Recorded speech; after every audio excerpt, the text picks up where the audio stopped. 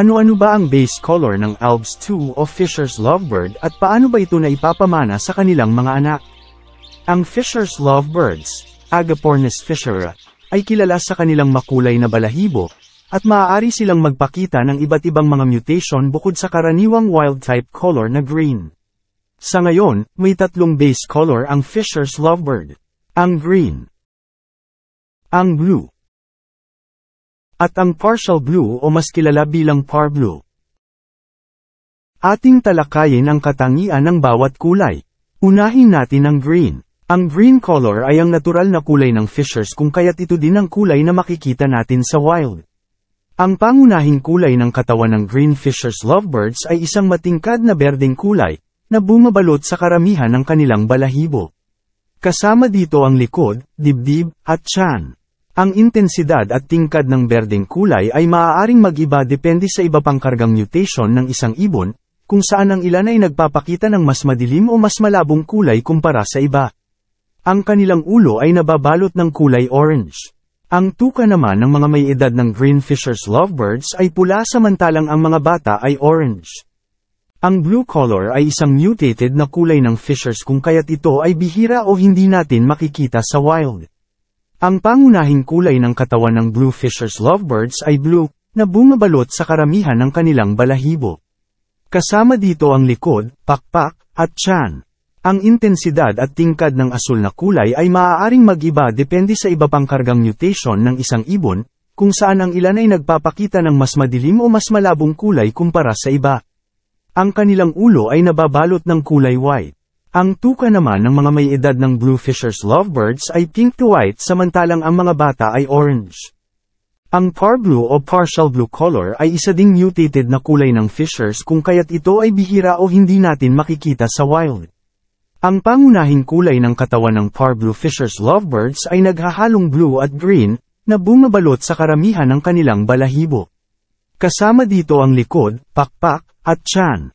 Ang intensidad at tingkad ng asul na kulay ay maaaring mag-iba depende sa iba pang kargang mutation ng isang ibon, kung saan ang ilan ay nagpapakita ng mas madilim o mas malabong kulay kumpara sa iba. Ang kanilang ulo ay nababalot ng kulay yellow. Ang tuka naman ng mga parblue Fisher's Lovebirds ay orange. Sa pangkalahatan na katangian ng bawat base color ng Fisher's Lovebird, mas madali nating malalaman ang base color ng isang Fisher's Lovebird batay lamang sa kanilang mga tuka at kulay ng kanilang mga ulo. Ang green fisher na mayroon pulang tuka at orange na ulo, ang blue fisher na mayroong pink to white na tuka at white na ulo at ang parblue fisher naman na may orange na tuka at yellow na ulo.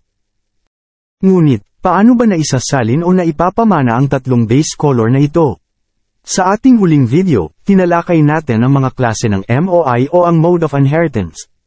Kung hindi mo pa ito napapanood o iyong nakalimutan, maaari mong i-click ang link na makikita sa description section upang panoorin.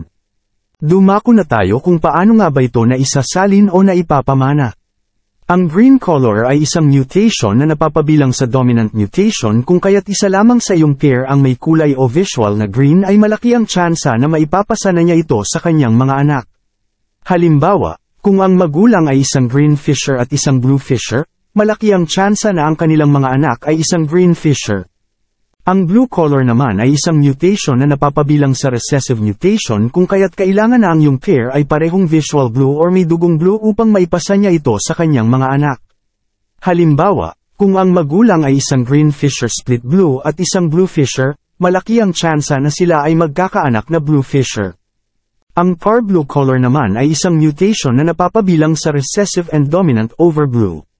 Para sa mas madaling paliwanag, ang parblue mutation ay combination ng blue gene at parblue gene. Ibig sabihin, kailangan, ang isa sa iyong pair ay may blue gene at ang isa naman ay may parblue gene upang makapagpalabas ka ng visual parblue. Halimbawa, kung ang iyong hen ay isang parblue at ang iyong cock ay isang blue, malaki ang tsansa na makakapagbigay sila ng isang visual parblue dahil may posibilidad na magsama ulit ang blue gene and parblue gene. Kung nahanap mo ang video na ito na nakakatulong, huwag kalimutang pindutin ang like button at mag-subscribe na para sa mas marami pang kakaibang video tulad nito. Huwag kalimutan pindutin ang notification bell para hindi mo malampasan ang anumang update. Mayroon ka bang mga tanong? I-comment sa comment section sa ibaba. Salamat sa panunood, at kita-kits sa susunod na video.